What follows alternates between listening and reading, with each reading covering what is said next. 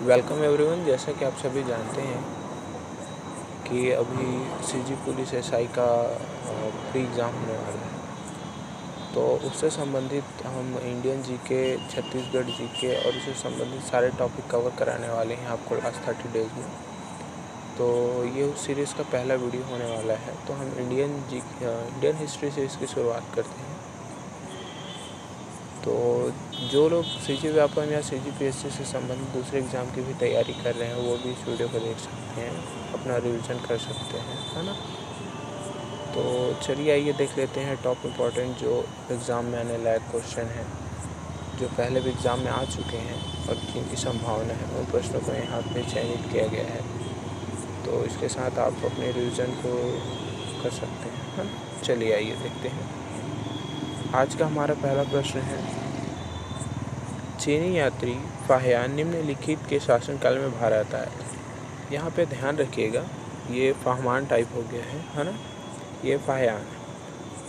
तो चीनी यात्री फाहियान निम्नलिखित के शासनकाल में भारत आया था। तो किसके शासनकाल में चीनी यात्री फाहियान भारत आया था? कनिष्क, चंद्रगुप्त प्रथम, हर्षवर्धन और चंद्रगुप्त द्वितीय। तो इसका सही उत्तर हो जाएगा चंद्रगुप्त द्वितीय। ठीक है, चलिए अगले प्रश्न की ओर बढ़ते हैं। बिंबिसार ने अपने राजवैद्य जीवक को किस राज्य के राजा की चिकित्सा के लिए भेजा था? तो देखिए, इस प्रश्न को कुछ इस प्रकार से भी पूछा जा सकता है कि बिंबिसार के राजवैद्य का नाम क्या था। तो यहाँ पे ध्यान देने वाली बात यह है कि बिंबिसार के राजवैद्य का नाम क्या था?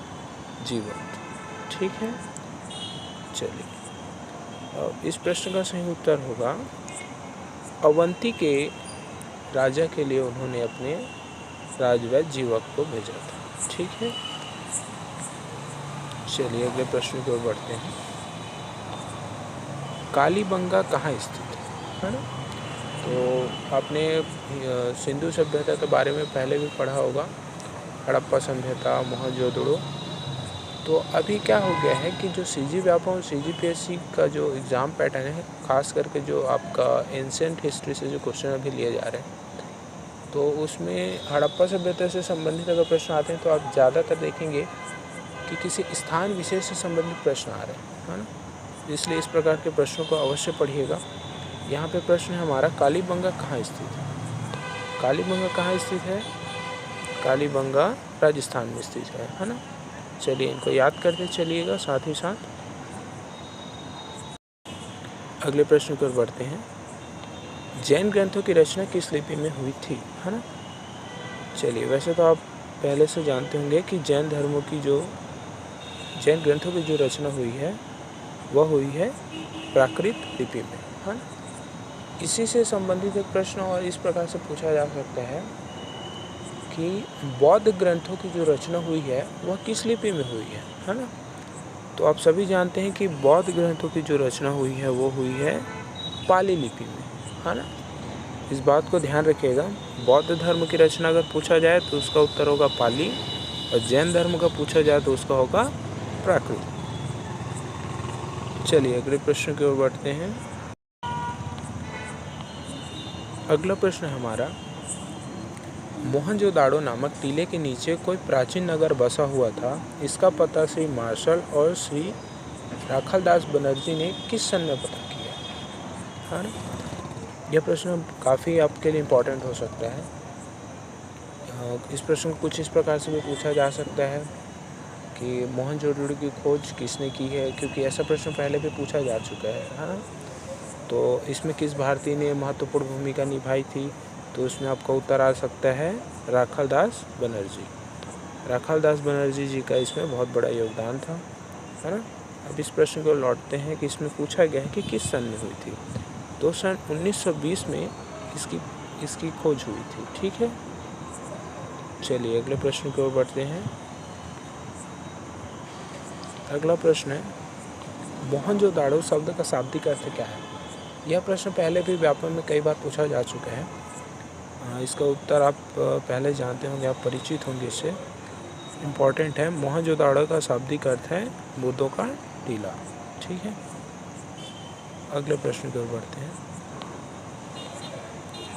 प्राचीन भारतीय कला एवं स्थापत्य के चरमोत्कर्ष का युग क्या था?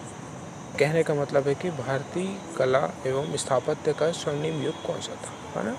तो स्वर्णिम युग कौन सा था? गुप्त काल, है ना?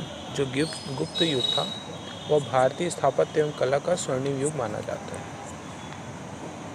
चलिए अगले प्रश्न को बढ़ते हैं। निम्नलिखित में से शिवाजी का सबसे अधिक प्रभाव किसका था? अब देखिए, शिवाजी पर सबसे अधिक प्रभाव किसका था? जीजाबाई, है ना? जीजाबाई का शिवाजी पर सबसे ज़्यादा प्रभाव था। एक प्रश्न ये भी आता है कि जीजाबाई कौन थी, है ना? तो जीजाबाई जो थी वो शिवाजी की माता थी। चलिए आगे बढ़ते हैं। न्याय के घंटे और जंजीर के लिए कौन सा मुगल सम्राट प्रसिद्ध है? तो देखिए, न्याय के जंजीर के लिए जहांगीर प्रसिद्ध है ना? चलिए अगले प्रश्न की ओर बढ़ते हैं।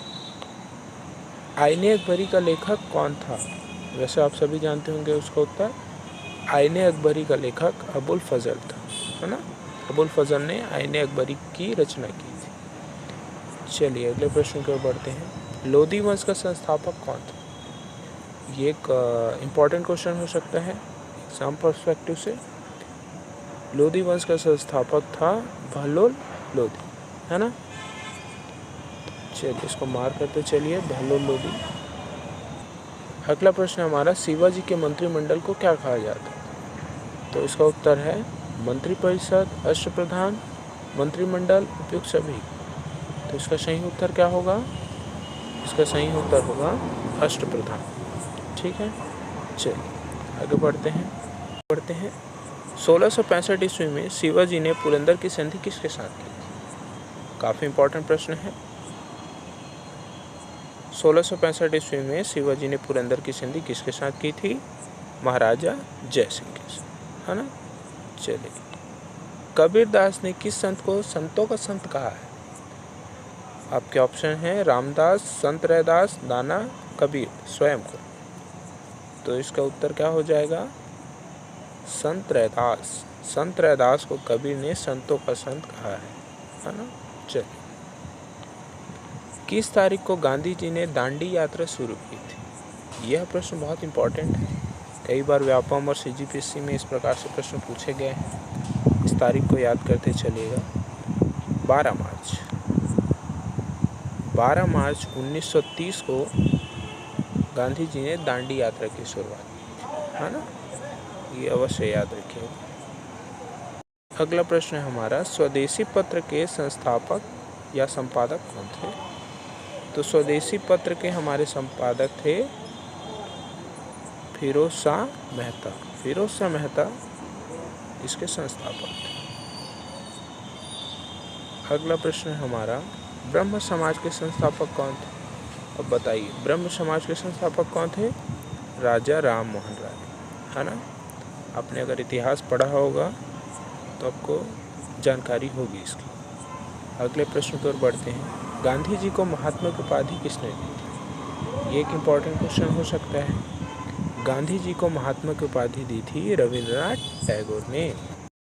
इसी से संबंधित एक प्रश्न और है कि महात्मा गांधी ने रविंद्रनाथ टैगोर को कौन सी उपाधि दी थी? महात्मा गांधी ने रविंद्रनाथ टैगोर को देवगुरु की उपाधि दी थी, है ना? याद रखिएगा। चलिए अगला प्रश्न हमारा, भारत में पहली अंग्रेजी फैक्ट्री कहाँ स्थापित हुई? तो इसका उत्तर क्या हो जाएगा? भारत में पहली अंग्रेजी फैक्ट्री सूरत में स्थापित की गई थी, है ना? चलिए अगले प्रश्न की ओर। 1940 में गांधी ने व्यक्तिगत सत्याग्रह हेतु पहला नेता किसे चुना था?